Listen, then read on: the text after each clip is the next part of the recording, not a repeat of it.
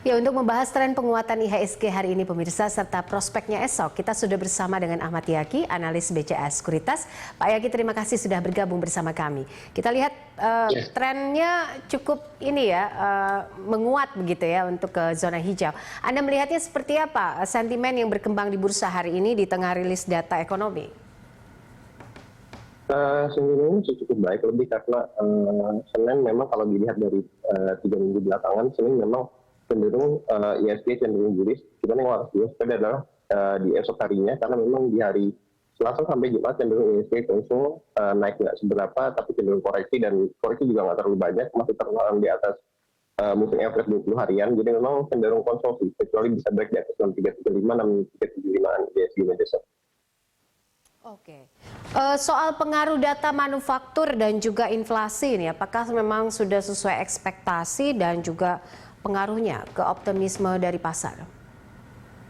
Sebenarnya kalau dari data PMI itu sebenarnya masih di bawah ekspektasi dari konsensus, karena konsensus masih berharap data PMI masih di atas 51 poin sekian sekian persen, cuman yang dipegang 50,6, jadi memang masih di bawah ekspektasi. Cuman inflasi juga walaupun lebih rendah tapi nggak separah sebelum-sebelumnya, jadi harusnya ini bisa menjadi kata positif bahwa pemulihan ekonomi akan lebih cepat.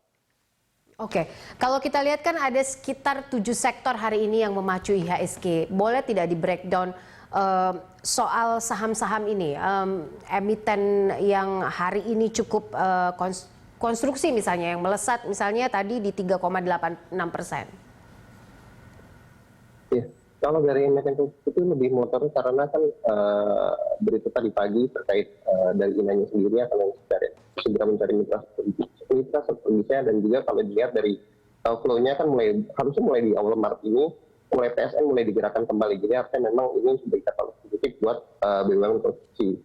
Cuman yang harus dilihat lagi adalah seberapa besar potensinya yang dari dana INA tersebut untuk BUMN konstruksi, walaupun kita tahu anggaran infra di APBN 2021 itu lebih tinggi daripada sebelumnya. Oke, ada pengaruh pembebasan PPNBM nggak hari ini? Prospeknya seperti apa, Mas Yaki? Kalau dilihat dari pergerakan hari ini, terutama ASI sendiri, terutama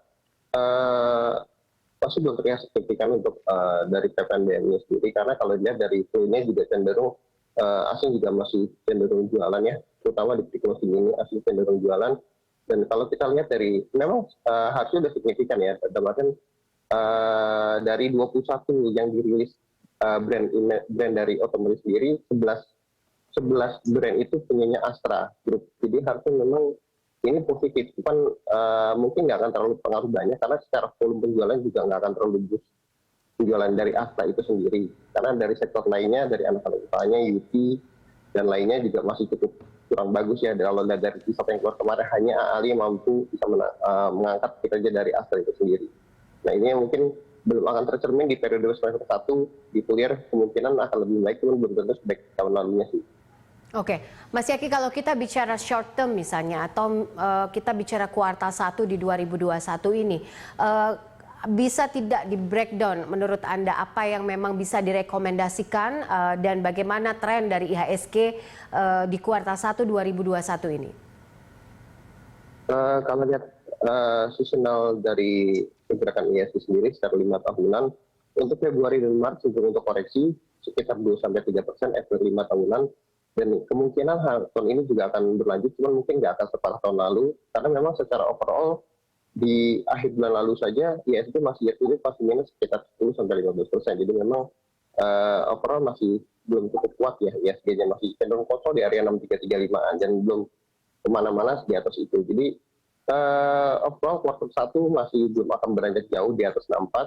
Saya masih melihat potensi untuk koreksi yang lebih potensi koreksi yang masih mungkin terjadi di area 6350 sampai 64%. Memang area itu juga masih terjaga di area 6000 sampai 6100, cuman memang sampai kuartal 1 akhir kemungkinan IHSG cenderung untuk terus di area resisten, kecuali laporan keuangan nanti di yang rilis di akhir-akhir bulan itu cenderung membaik dan ada kata positif dari data kuartalan ekonomi. Rekomendasi untuk esok seperti apa, Mas Yaki? Cenderung kalau lihat dari pergerakan IHSG hari ini, cenderung besok Potensi masih bullish moderat, cuman agak rontok tracking di area 6340 sampai 6375-an, sorry. Karena memang di area situ cenderung ISG beberapa kali koreksi kembali. Support terdekat di area 6260-an. Oke. Untuk properti, apakah ada saham rekomendasi untuk esok? Ya masih bisa direkomendasi karena memang sudah naik semua. Yang paling bisa direkomendasi untuk terdekat sih saat ini cenderung untuk hold, kecuali untuk presidensial. Karena kalau kita lihat presidensial belum naik banyak ya, seperti Kija dan Akra masih cukup menarik untuk dipantau. Surya Semesta juga, SSIA juga masih cukup menarik.